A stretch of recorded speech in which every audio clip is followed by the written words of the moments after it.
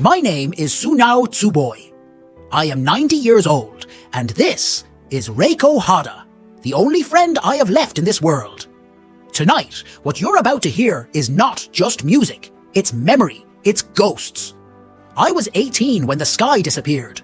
August 1945, Hiroshima. We were music students. Just children, really. I played violin. She played piano. That morning, we were rehearsing a duet we'd written together. It was simple, innocent. We were supposed to perform it that afternoon. It had nothing to do with war. I had spent weeks building the courage to tell her I loved her. But before I ever could, the sun fell from the sky. No warning, no sound, just a white light so bright it felt like we were erased. Time stopped. When I opened my eyes, I didn't understand what I was seeing. I thought I was dead. Everyone I knew, gone. I was buried for hours. When they pulled me out, my hands were burned, my left eye blind, and my violin case splintered like firewood. I never saw Emiko again, or so I believed.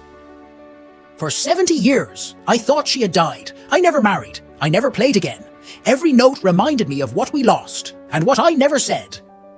Then 7 years ago, a letter arrived. A survivors group in Japan said someone was asking about me.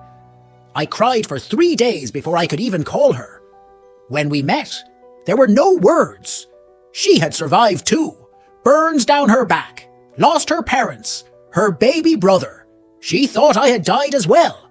We sat on a bench, two old people, broken by history. Then I asked, "Do you remember the song?"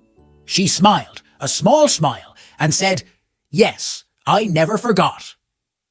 So we played. We hadn't touched our instruments in decades. Our hands had grown clumsy, slow, but the music came back, like a river after the drought. We're not here tonight to impress anyone. We don't have long left. This is the song we were meant to play 80 years ago.